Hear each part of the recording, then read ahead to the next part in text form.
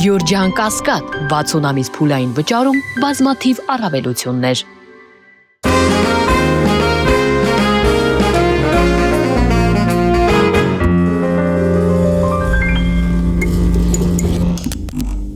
Բարև հայրենակիցներ, Մեդիահաբի եթերում դուք դիտում եք մարդկային զրույց հաղորդաշարի հերթական թողարկումը։ Իմ հյուրը Հայաստանի Հանրապետության վաստակավոր արտիստ Արսեն Գրիգորյանն է, Մրոն։ Նա ևս անցել է իր կյանքի դժվար ճանապարհները, հաստատվել Հայաստանում եւ այսօր շատ մեծ գործունեություն է իրականացնում եւ կփորձենք խոսել այս ամենի մասին։ Բարի գալուստ եւ բարի օր։ Բարի օր։ Ինչպե՞ս եք։ Լավ։ Շնորհակալ եմ նախ եւ առաջ, որ այս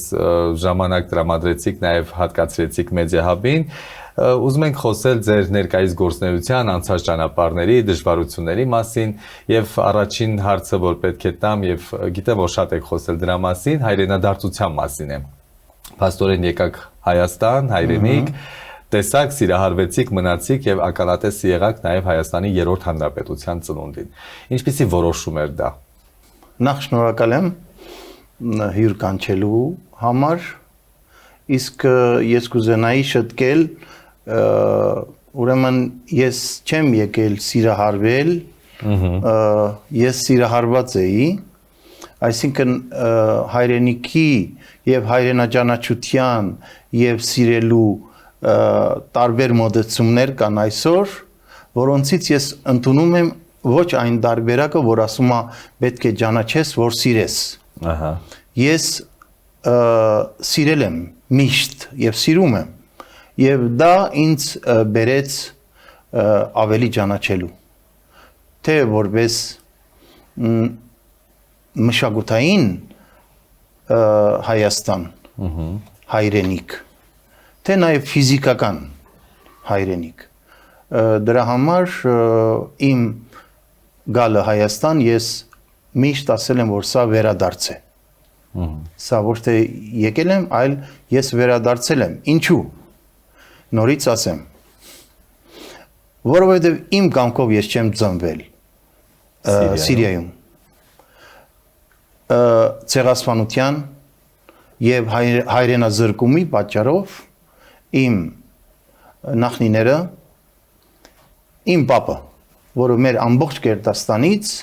հայրիկիս մեծ հայրիկը ողջ մնաց ինչ որ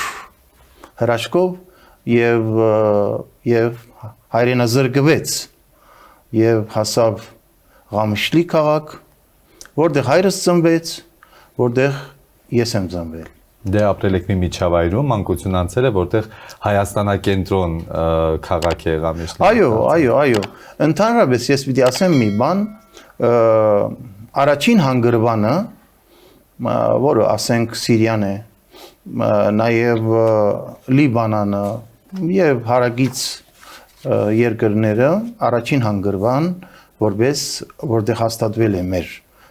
ժողովուրդը, երբեք չի հեռացել ինքնությունից եւ ապրելաձևը եղել է հայեցի։ Չնայած շատ դժվարություններ, բնական է, որ ասենք ապրում ես օտար միջավայրում, օտար ինչ ասել, ամեն դեպքում Սիրիան արաբական երկիր է, բայց դու քո Հայաստանն ես ստեղծում եւ դրանով ես ապրում, քո եկեղեցին, քո դպրոցը, քո ակումբը եւ ամենաառաջինը ընտանիքում, թե ինչ տեսակի դաստիարակություն ես ստանում։ Եվ մեր ընտանիքը եւ ընդհանրապես Սփյուռքում, ինչպես ասացի, առաջին հանգրվան մեր Սփյուռքի համայնքները, այնտեղ շատ հայեցի ենք ապրել։ Եվ այդ ամեն ինչը սերը հայրենիքի նկատմամբ, հայի նկատմամբ, հայկականության նկատմամբ, կարծում եմ շատերին բերեց այն մտքին, որ վերադարձի ճանապարհը բռնելը սա ամենակարևոր գաղափարն է, որը որ դու կարող ես ունենալ։ Եվ ես այդպես էլ կայացած որոշումից հետո երբեք չեք փոշմանել։ Եվ 87 թվականից բնականաբար այն ժամանակ խորհրդային կարգերն էին Հայաստանում եւ բացի ուսման նպատակով գալը եւ դա դարձավ միջոց ինձ համար եւ ես 87 թվականին վերադարձա Հայաստան եւ ապրում եմ Հայաստանում։ Դժվարություններ եղան։ Բնականաբար Ինչպես հաղթահարեցիք։ Շատ դժվարություններ կային, բայց ամենակարևորը սերն է։ Հիմա էլ օրինակ մեր կյանքում դժվարություններ շատ կան, արհեստածին հատկապես դժվարություններ շատ կան եւ այն որ մենք չենք կարողանում հաղթահարել սիրո պակասն է։ Եթե մենք շատ սիրենք մեր տեսակը, մեր ինքնությունը եւ տեր կանգնել ինքնությանը, տեր կանգնել հողին, տեր կանգնել ազգային եւ պետական իրավունքներին, մենք կհաղթահարենք, շատ շուտ կհաղթահարենք։ Ուղղակի սիրո պակաս կա եւ դա ունի բնականաբար իր տարբեր տեսակի եւ սուբյեկտիվ, ինչպես ասում են, եւ օբյեկտիվ պատճառները, բայց ես նորից պիտի կրկնեմ, արհեստածին դժվարություններ են, եթե մենք գիտակցենք, ապա շատ շուտ մեր մեջից կհանենք եւ այդ մեր ընդհանուր մեր կյանքից կհանենք եւ կհաղթահարենք եւ ինչպես ասում են կերտենք նոր արշալույս։ Այո։ Ինչ կփոխեիք Հայաստանում, որ հայրենադարձների համար ավելի հեշտ լինի ճանապարհը դեպի հայրենիք։ Նախ ես իմ երազանքն է, քանի որ հայրենադարձների մասին է, եւ հայրենադարձությունը իբրև ես իմ պատկերացմամբ ես միշտ երազել եմ, որ Հայաստանը պետք է որթեգրի այնպիսի քաղաքականություն, որ հայրենադարձությունը պետք է լինի ողնաշարային ռազմավարություն Հայաստանը հզորացնելու, զարգացնելու եւ նաեւ որպես հայերով 7 միլիոն, օրինակ 5 միլիոն հայերով բնակեցվի եւ դա շատ իրական է, այսինքն հնարավոր է, իրատեսական է։ Եվ այդ նպատակով ես շատ վաղուց, երբ ստեղծվեց Սփյուռքի նախարարությունը, ես առաջարկ էի արել, որ ոչ թե Սփյուռքի նախարարություն պետք է ունենանք, այլ պետք է հայրենադարձության նախարարություն ունենանք, որ իրականացնենք այդ կարևոր ռազմավարական, կարևոր նշանակություն ունեցող այս ծրագիրը, հայրենադարձությունը, որովհետև մենք կարող ենք այդ ժամանակ թե մարդուժը, թե գիդուժը, թե մշակութային, թե առողջապահական, մենք այսօր տեսնում ենք, որ աշխարհի տարբեր ծակերում, տարբեր երկրներում լավագույն մասնագետներ կան, որոնք որ հայեր են, թե ռազմական բնակավարում, թե գիտության, թե մշակույթի, սպորտի եւ այլն։ Մենք պետք է այս սիրելը։ Մենք պետք է սիրենք։ Մենք պետք է սիրենք, մենք մեկ տեսակ ենք։ Հիմա դա ռասիզմ չէ, բայց քո տեսակը պետք է սիրես։ Ես չեմ ասում, որ ուրիշին չսիրել։ Ոչ, բայց քո տեսակը առաջին հերթին Աստված մեզ այդպես է ստեղծել, ծիրանաբույր եւ ծիրանագույն։ Մենք այդ տեսակից պիտի դուրս չգանք։ Մենք մեզ ուրիշ տեղերում պիտի չփնտրենք, ուրիշ գույների մեջ պիտի չփնտրենք, ուրիշ համերի, ուրիշ հոտերի, բույրերի մեջ պիտի չփնտրենք։ Դրա համար ասում եմ, հայրենադարձությունը շատ կարևոր հիմա էլ ես կարծում եմ, որ մեր կյանքում շատ մեծ բան կարող է փոխել։ Այո, եթե իրականացնում ես հայրենադարձության ծրագիր, պետք է դրան նախապատրաստվես եւ քաջալերես, երբեմն անուղղակիորեն կարողանաս իրականացնել այդ հայրենադարձությունը օգտվելով տարբեր երկրներում դժվարություններից, որոնք որ այդ երկրներում կան, առաջարկել մեր հայրենագիցներին վերադարձի ճանապարհը բռնել եւ գալ եւ իրենց համար թաղամասեր կառուցել, ինչու՞ չէ քաղաքներ եւ արտոնություններ տալ, ինչ որ 1, 2, 3 տարի, 4 տարի կապ չունի, դրանով միայն օգտվում է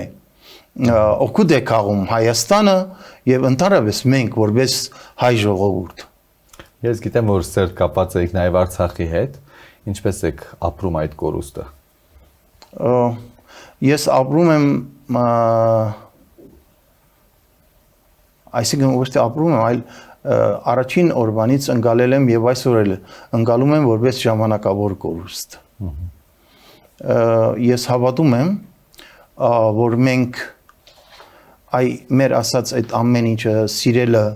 եւ ինքնության մեջ մնալը, եթե կարողանանք իրականացնել եւ մեր ժողովրդի որոշ հատվածի մոլորված լինելը վերանա, մենք կարողանանք վերադառնալ եւ վերադարձնել։ Դա խելքից դուրս բան չէ։ Աշխարհակաղակական տարբեր փոփոխություններից, ծրագրերից պատմության մեջ շատ երկրներ միշտ պատրաստվել են եւ տվյալ պահին օգտվել են այդ փոփոխություններից։ Հիմա մենք այսօր տեսնում ենք, որ աշխարհակաղակական այդպես վայրիվերումներ են լինում եւ դժբախտաբար մենք այսօր պատրաստ չենք։ Պետք է պատրաստվենք եւ մենք մեր իրավունքներից թե պետական թե ազգային իրավունքներից պիտի հետ չգանգնենք, տեր կանգնենք մեր իրավունքների եւ դրա համար ես իմ երազանքն է եւ կարծում եմ մենք շուտով կունենանք այդ երազանքի իրականացումը, մենք պետք է ունենանք ազգային պետականություն, ազգային պետություն, որտեղ մեր հայի շահն ու մեր հայաստանյան շահը, այսինքն ազգային եւ պետական շահը գերակա կլինի։ Այդ դեպքում մենք այսինքն մենք իրականացնենք մեր բոլոր երազանքները, որը դարերի խորքից այդպես եկել, գուտակվել են, շատ դժվարությունների միջով եկել հասել ենք մինչև այսօր, փառք Աստծո, ունենք պետականություն եւ պետք է դեր կանգնենք։ Միայն խոսքով չէ, միայն գենացի մագարտակով չէ, սեղանի շուրջ նստելով, ոչ, արարելով, գործ անելով եւ մենքով ապրելով, մենքով, ոչ թե եսով, մենքի մեջ եսը կա, եսի մեջ չկա մենքը։ Մենք այդպես պետք է մտածենք եւ յուրաքանչյուր արցախցու խնդիրը այսօր իմ խնդիրն է, որ այսօր մենք չենք կարող փակել մեր աչքերը եւ ասենք, որ հա ինչ է եղել, որ ոչ, սարսափելի բան է եղել։ Եվ յուրաքանչյուր, ինչպես ասացի, արցախցու եւ ընդհանրապես յուրաքանչյուր հայի խնդիրը իմ խնդիրն է։ Յուրաքանչյուր հայի ձեռքբերումը, որ ընդհանրական է, իմ ձեռքբերումն է։ Մեր ժողովրդի որոշ հատվածի մոլորված լինելը վերանա, մենք կարողանանք վերադառնալ եւ վերադարձնել։ Հետո ծնվեց Հայաստանի երրորդ հանրապետությունը, դուք այդ ժամանակ ձեր քայլերն եք անում արդեն հայաստանյան երկարվեստում։ Ինչպես ծնվեց Մրո անունը եւ ինչպես սկսեցիք ձեր քայլերը այդպես։ Նախ ես շատ եմ խոսել դրա մասին։ Հիմա այս առիթը եւս գոկտագործեմ ասելով, որ երբ ես եկա Հայաստան, վերադարձա։ Նախ առաջինը պետք է ես հասնեի մինչև սեպտեմբեր, այսինքն օգոստոսին, որ գայի եւ դիմումս Երևանի Կոմիտասի անվան պետական կոնսերվատորիա ընդունվելու դիմում էր, սակայն ես ուշացա եւ հոկտեմբերի 24-ին եմ հասել Երևան, իմիջիայլոց ես ամեն տարի տոնում եմ հոկտեմբերի 24-ը որպես իմ ծնունդի օր, այդպես։ Այո, ուրեմն քանի որ ուշացա, ինձ ուղարկեցին պետական համալսարան սովորելու եւ շատ լավ եղավ, ընդունվեցի բանասիրական ֆակուլտետ, հայոց լեզու եւ գրականություն Մեկ տարի չանցած բնականաբար արդեն փոխեցի եւ ընդունվեցի կոնվիդացիա անվան պետական կոնսերվատորիա Երջանկահիշադակ Հովհաննես Բադալյանի դասարան ժողովրդական երկարվեստի եւ այնտեղ պիտի ասեմ ես նոր ծանոթացա թե ինչ է ուղղակի հայերենով երգած երգը եւ որն է հայերենապատկան հայապատկան երգը որն է հայկականը որն է ուղղակի հայերենով որովհետեւ այն ժամանակ Սփյուռքում բոլոր երգերը որոնք որ հայերեն էին երգվում ընդունվում էին կարոտ կա կարևոր հայերեն լսես եւ այդ գիտակցությունը չկար թե սա օրինակի համար ավելի շատ թրքաբարո երաժշտությամբ հայերեն աղավաղելով երկված երգ է եւ ես կամաց սովորեցի եւ ես հասկացա որ շատ անելիք ունեմ եւ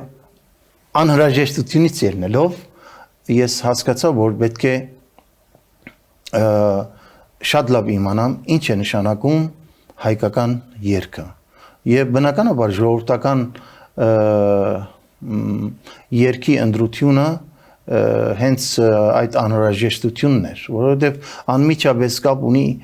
ինքնության հետ ժողովրդական երգը ազգային երգը ավանդական երգը աշխուղական հայ աշխուղական երգը եւ այնպես սկսեցի սովորել մեր մեծ վարպետի մոտ նույն ժամանակ աշակերտելով Հայրիկ Մուրադյանին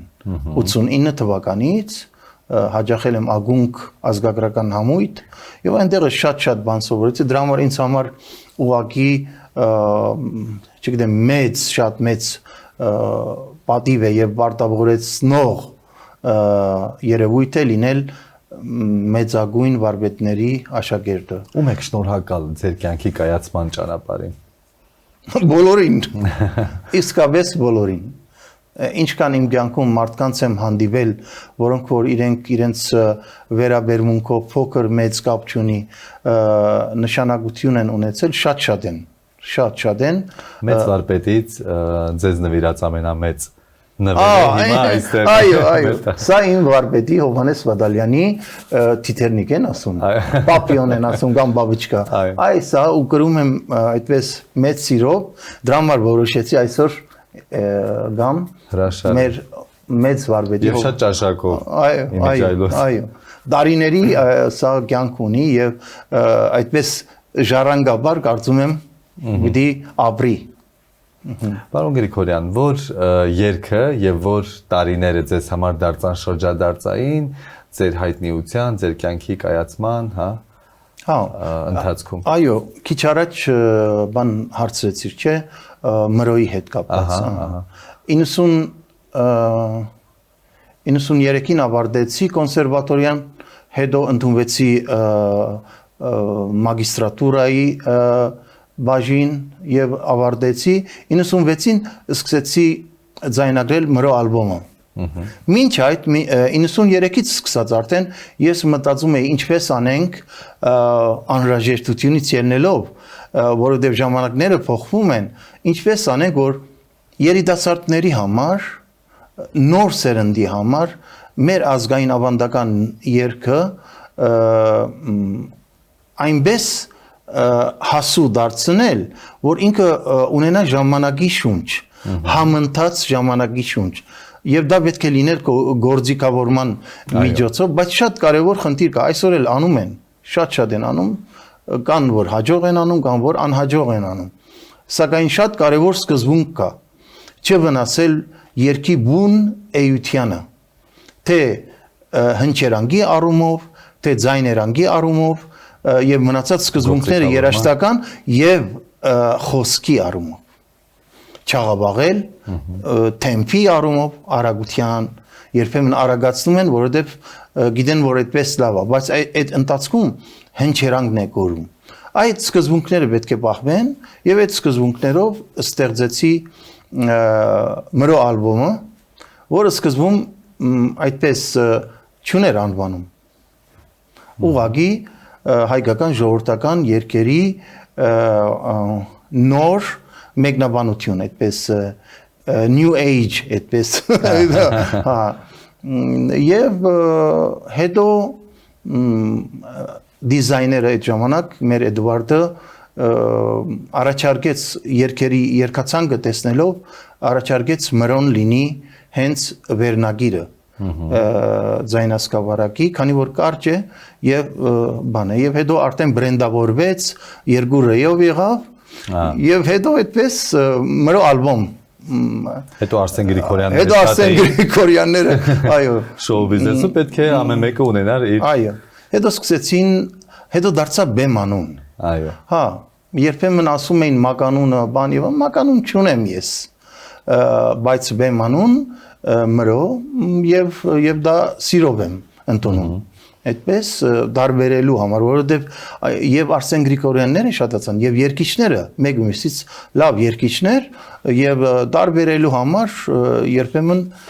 պետք է այո Շարունակենք մեր զրույցը եւ խոսենք նաեւ ներկայիս գործունեության մասին, որը ինչպես հասկացանք, բազմաթիվ է, բազմազան է, բազմաբովանդակ է։ Խոսենք Գութան նախագծի մասին, ինչ գաղափարախոսություն ունի Գութանը, ինչով է տարբերվում սովորական երաժշտական նախագծերից։ Նախ պետք է ասեմ, որ եթե կրկնեմ, ված չի լինի, անհրաժեշտությունը շատ կարևոր է մեր ընդհանուր առմամբ մեր կյանքում, քանի որ նոր անկախ պետություն ենք եւ մեր մշակույթը այդպես վայրի վերումների միջով անցնում, հատկապես մեր ոչ նյութական մշակութային ժառանգության պահպանման խնդիր կա։ 2014 թվականին հիմնադրեցինք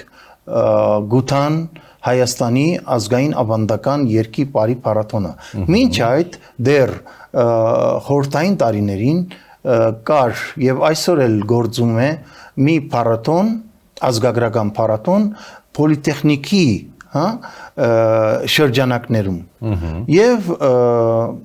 հիմնականում, այսինքն բոլոր նրանք, ովքեր որ ազգագրական մշակույթի սիրահար են, ովքեր որ ապրում են այդ տեսակի մեջ, իրենք էին ներկա լինելու։ Եվ ես մտածեցի, որ պետք է հանել ավելի լայն մասսայի համար, հասանելի դարձնել, որովհետև բոլորը պետք է ճանաչեն մեր ազգային մշակույթը, մեր ազգային ավանդական երգն ու պարը, բոլորը պետք է ճանաչեն։ Եվ դրա համար հավաքվեցինք մի քանի խմբի ղեկավար։ Իմիջիայլոց այն ժամանակ շատ խմբեր չէին գործում։ Մի 6-7 խումբ էր եւ հավաքվեցինք ղեկավարներով, այսինքն խմբերի ղեկավարներին հավաքեցի եւ հայտնեցի լուրը, որ մենք այս տարվանից պետք է սկսենք փառատոն, որի անվանումը Գութան է լինելու։ Ինչու Գութան, որովհետև Գութանը ինքը կարծես մեր տեսակի հետ անմիջական կապ ունի։ Գութանը աշխատող ժողովրդի գործիք է։ Եվ իմիջիայլոց որ սկսած Արցախից մինչև մեր բոլոր շրջանները ամբողջական Հայաստանի բոլոր տեղերը գութաներքեր կարող ես տեսնել, այսինքն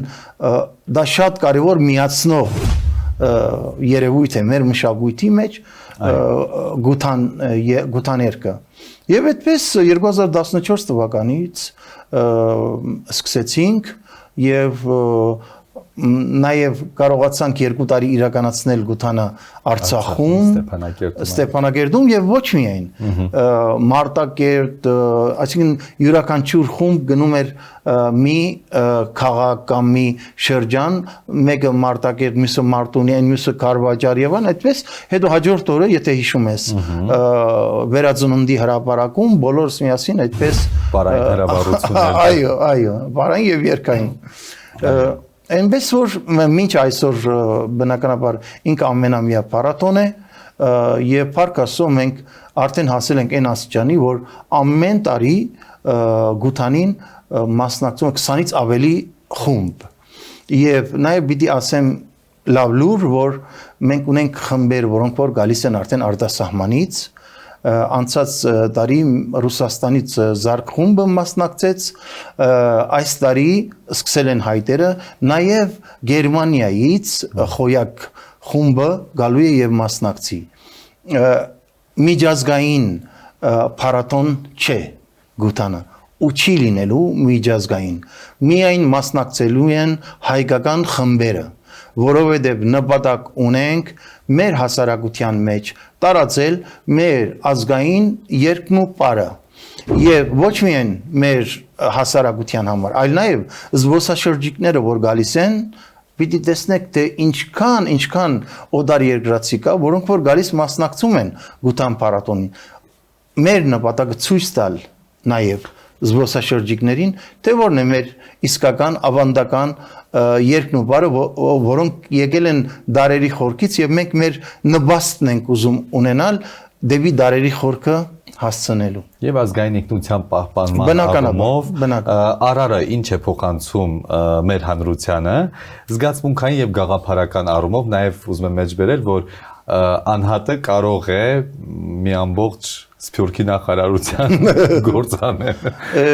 մշակույթի այո նկատի ունեմ որ դրսից է արդեն այո ուրեմն վերադառնում է Արար հայ ազգային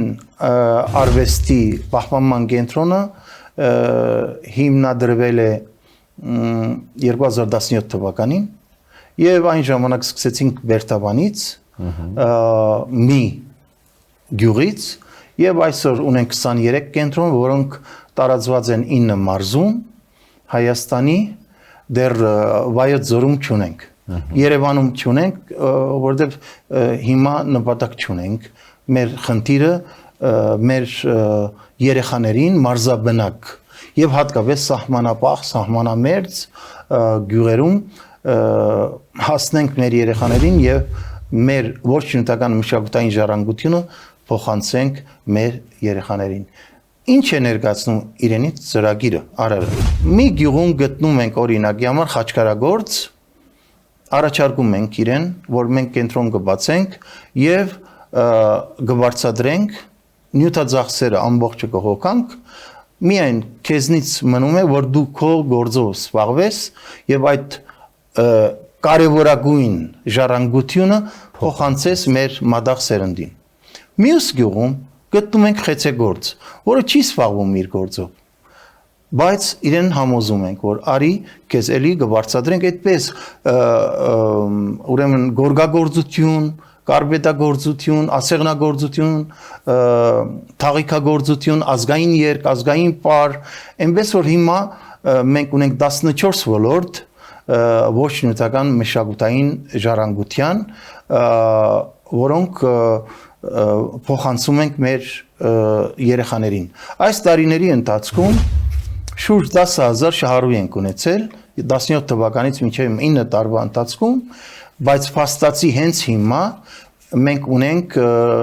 1083 երեխա եւ մեծ։ Չունենք սահմանափակում տարիքային եւ պիտի չգիտեմ եթե ասացի անվճար է։ Երեխաները ոչ մի լումա չեն վճարում։ Ոչ նյութերի համար, ոչ ուսման համար, հակառակը մենք նաև նպաստում ենք, որովհետեւ մեր երեխաները սովորեն դվյալ արվեստը, արհեստը եւ հետագայում աշխատանքով ապահովել։ Այո, դա շատ կարևոր է իսկապես։ Այսինքն մենք ոչ միայն մշակույթի պահպանման բաղադրիչ է այս մեր ծրագրի մեջ, այլ նաև սոցիալական բաղադրիչ կա, որովհետև բոլորը գալիս են գյուղի երեխաները բոլորը մեկը մի քիչ հարուստ է, մեկը մի քիչ ոչ այնքան եւ այն կապ չունի, գալիս են մեր կենտրոն, բոլորը հավասար են, ամեն ինչից օգտվում են հավասարաչափ։ Դրա եւ ես հավատում եմ, որ այսօր այս պայմաններում ինքնության դեմ պատերազմի պայմաններում ամենակարևորը մենք գիտակցենք այդ երևույթը եւ որովհետեւ մեր ինքնությունը պահենք առաջին հերթին պետք է մեր ազգային մշակույթը մշակութային ժառանգության պահպանումը պետք է իրականացնենք եթե մենք ուզում ենք մնալ մեր տեսակի մեջ որովհետեւ երեխան երբ որ շփվում է մեր ազգային մշակույթի որևէ ոլորտի հետ որևէ արվեստի հետ ինքը արդեն դառնում է հաղորդակից դարերի հետ, մեր նախնիների հետ, մեր ժառանգության հետ։ Դրա համար այս շատ կարևոր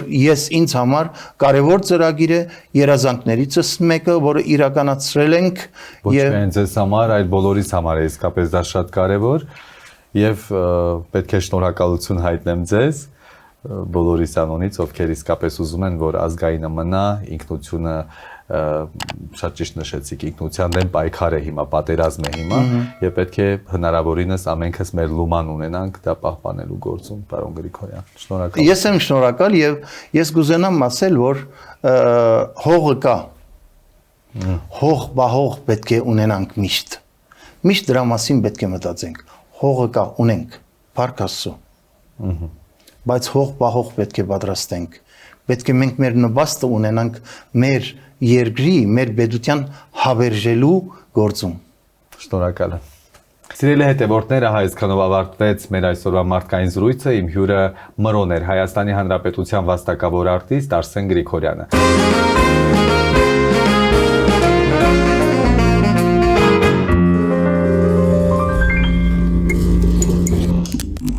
Գյուրջան Կասկադ 60 ամիս փուլային վճարում բազմաթիվ առավելություններ